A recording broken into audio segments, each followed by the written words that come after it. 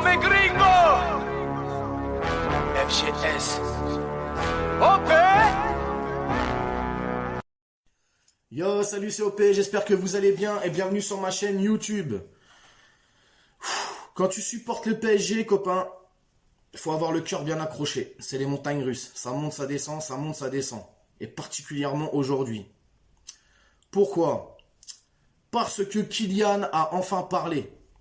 Kylian est enfin sorti de son mutisme. Kylian s'est exprimé. Alors il a choisi, comme journal pour parler, RMC. Et il a choisi qui ? Jérôme Rotten, pour son émission Rotten sans flamme. En tout cas, de ce que je me rappelle de lui sur le terrain, il n'enflammait pas grand-chose, le bougre. Mais en tout cas, quoi qu'il en soit, Jérôme Rotten, il faut savoir que c'est un ancien du club, et c'est quelqu'un qui crache dans la soupe depuis un petit moment, qui en met plein la gueule au PSG. Alors, est-ce que c'est pour le buzz, ou est-ce qu'il a demandé peut-être un poste au PSG ? Je sais pas, moi, peut-être qu'il voulait nettoyer les chiottes du Parc des Princes, et on lui a refusé. Vous voyez, même le plus petit poste lui a été refusé. Peut-être que, voilà, là, il en veut à Paris, et il s'en remet pas, tu vois. Mais bon, quoi qu'il en soit, il a donné cette interview à Rotten pour RMC. Et dans cette interview, Kylian parle de son transfert avorté au Real, parle de sa relation avec Leonardo, et de tout un tas d'autres choses. Mais on va se focaliser sur ce qui nous intéresse, et c'est sur ce qui est sorti en tout cas aujourd'hui. Alors, est-ce que ça a été fait exprès ou pas ? Oui. Ça a été fait exprès, ils ont laissé fuiter ça aujourd'hui pour créer le buzz et c'est ce qui s'est passé. La preuve, j'en fais une vidéo, mes autres collègues ont fait des vidéos, ce soir dans les lives, ça va en parler à toute patate, ça va être le sujet, en tout cas jusqu'à demain soir, parce que oui, il faut savoir que l'intégralité de cette interview sortira demain soir, mardi à 18h. Donc, on verra ce qui se dit, mais en tout cas, ils ont laissé quand même fuiter des choses où tu sens que l'orientation, c'est vraiment, on en met plein la gueule au PSG. Mais je vais revenir dessus, parce que le PSG aussi, ils ont leur part de responsabilité dans tout ça. Donc Kylian, là-dedans, il dit quoi dans cette interview ? En tout cas, dans ces bouts d'interview qui sont sortis aujourd'hui. Il nous dit que il avait dit au club qu'il ne prolongerait pas, que pour lui, le PSG, ça comptait beaucoup, qu'il s'y sentait bien, etc. Qu'il voulait que le club s'y retrouve dans un gros deal, qu'avec cet argent-là, qu'il puisse acheter, en tout cas, un joueur du calibre de Kylian, c'est-à-dire les mêmes qualités athlétiques, physiques, techniques, etc.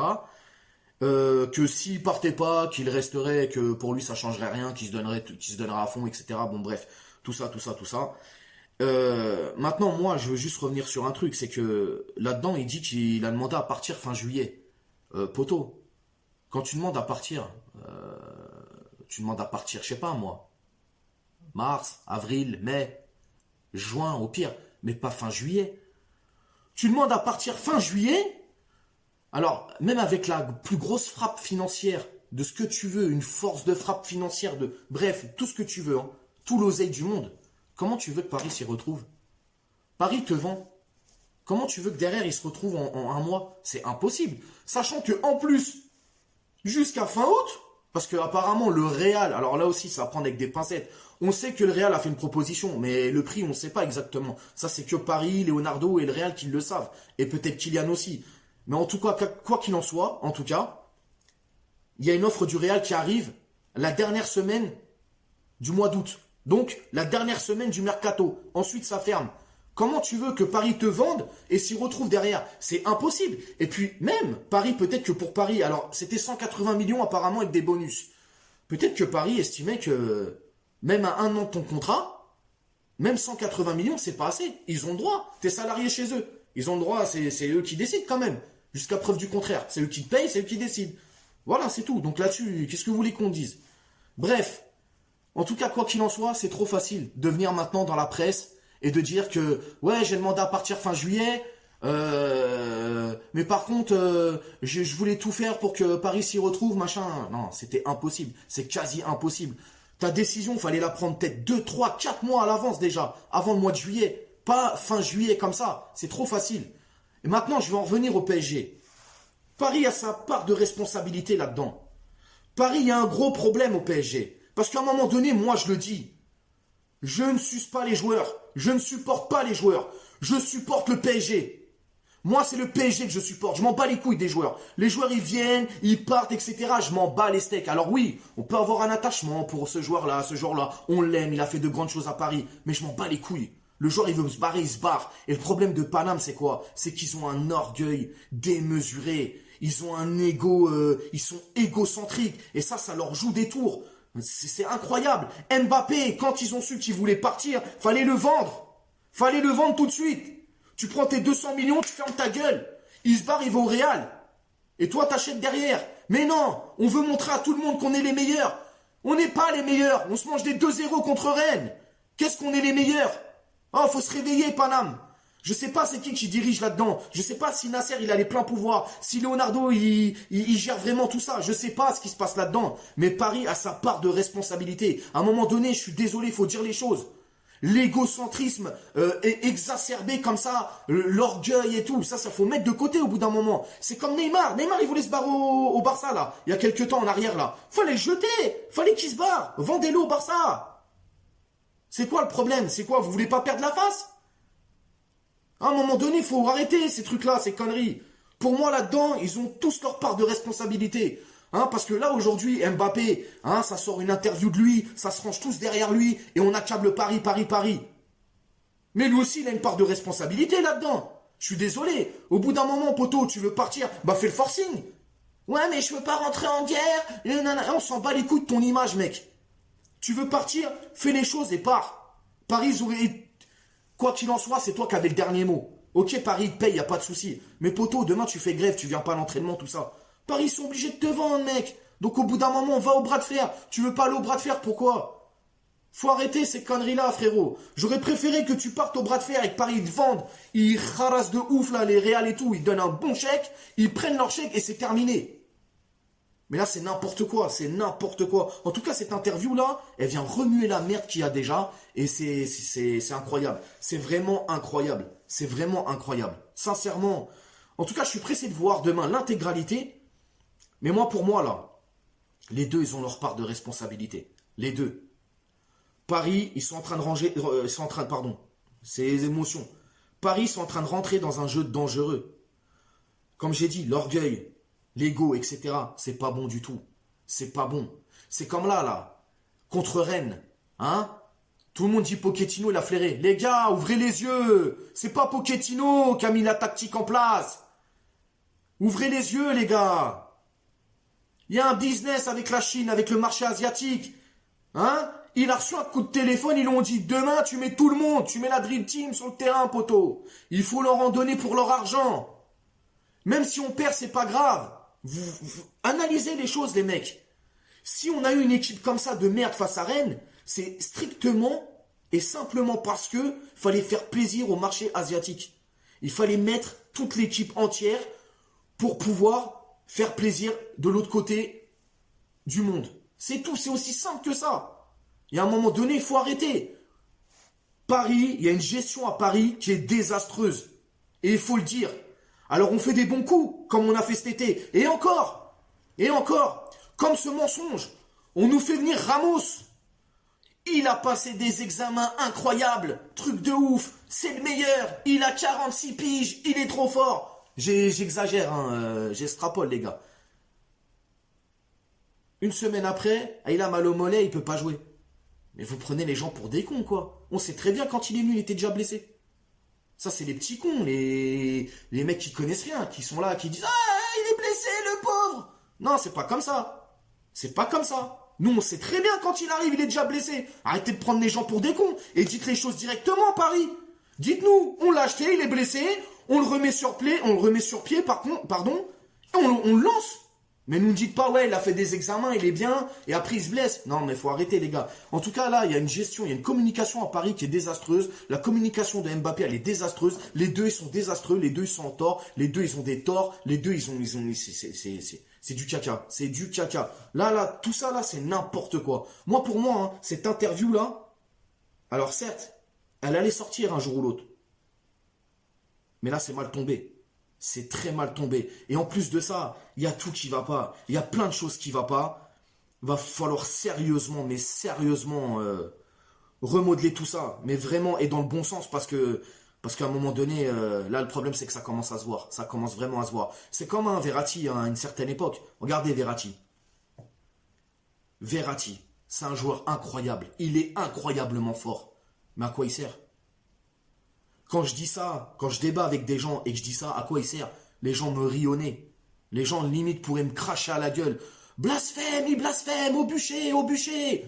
Verratti, qu'est-ce qu'il nous apporte? Verratti, on aurait dû le vendre depuis longtemps. Mais oui, je le dis, je l'assume. Verratti, qu'est-ce qu'il nous apporte? À part se blesser et se manger des cartons rouges, qu'est-ce qu'il apporte? Il apporte de la stabilité au milieu. Ok, je suis d'accord avec ça. C'est peut-être l'un des meilleurs milieux du monde. Dans le top 3, allez, si vous voulez, il n'y a pas de souci.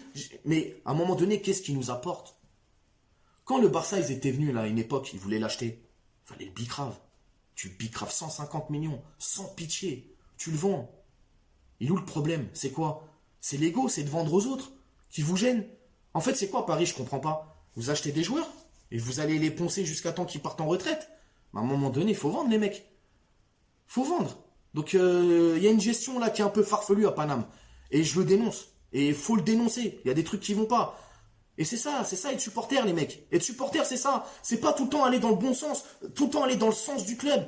On va gagner, on est les meilleurs du monde, on nique tout le monde. T'as pas le droit de dire qu'on va perdre. Comment ça? Comment ça on n'a pas le droit de dire qu'on va perdre? Si, quand on supporte un club et qu'il fait de la merde, on dit il fait de la merde. Quand on supporte un club qui est moins fort que l'autre club en face, on dit on va perdre. On a le droit de le dire. Parce qu'on supporte le club. On supporte pas les joueurs, on supporte le club. Alors moi, Mbappé il veut se barrer, Ramos il veut se barrer, tout le monde veut se barrer, bah qui se barre, je m'en bats les couilles. Mon club il restera là. Et il y aura d'autres joueurs qui vont les remplacer. C'est tout. En tout cas, pour en revenir un peu à cette interview-là, je trouve que le timing il est malsain. Il est vraiment malsain.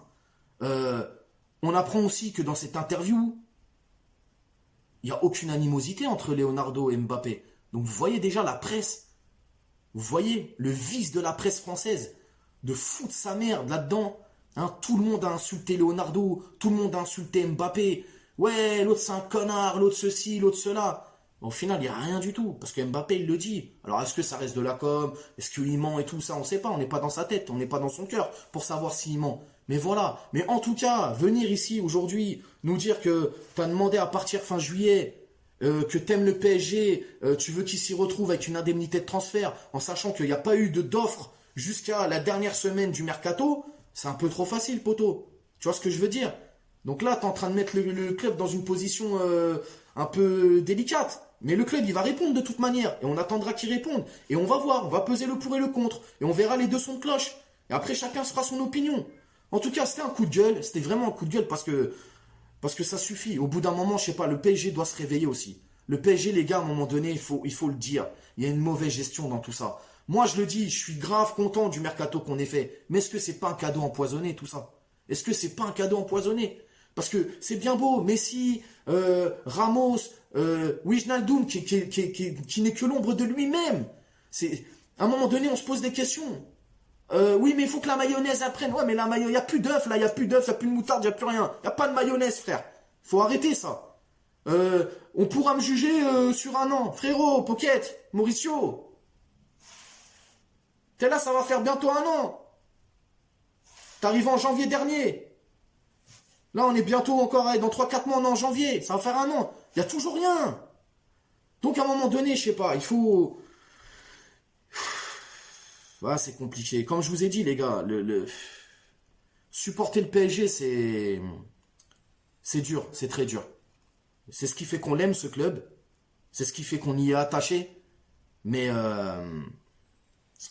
Voilà, en tout cas, je me suis un peu emporté, peut-être parce que j'aime profondément ce club-là. Au-delà du fait qu'on peut payer des maillots à 100 balles, et encore, je dis 100 balles parce qu'il n'y a pas les flocages, mais avec les flocages, ça peut monter jusqu'à 150 euros, qu'on peut payer aussi des places à plus de 200 balles, qu'on peut ruiner notre santé pour un club comme le PSG, où il y a des gens qui ont même perdu leur boulot, qui ont pu perdre aussi leurs femmes, leurs enfants, bon bref. En tout cas, des gens qui se donnent corps et âme à ce club, et qu'il y ait toute cette merde derrière tout ça, ça peut des fois pousser au fait qu'on puisse gueuler, etc. Tout ça. Moi, c'est pas mon cas, hein. J'ai rien perdu, moi, mais j'ai perdu ma voix, on va dire ça. Mais je me mets à la place des gens qui ont perdu des choses parce qu'ils supportent le PSG. Et derrière, il y a toute cette merde qui sort. Il y a tous ces trucs qui vont pas et qui fait que ça peut te rendre fou, en fait. Donc voilà. En tout cas, j'avais besoin de vous dire les choses.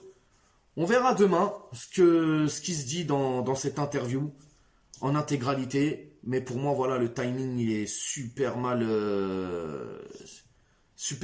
en fait. Et là, on va en prendre plein la gueule encore et encore et encore. Et puis là, ça commence en France, ça va être en Europe, ça va être partout. Bon bref, comme je vous ai dit, hein, quand vous supportez le PSG, c'est les montagnes russes, c'est comme ça. Il faut avoir le cœur bien accroché. Sur ce, n'hésitez pas à vous abonner. Ça me fait très plaisir. En tout cas, je vois que vous êtes de plus en plus à me suivre.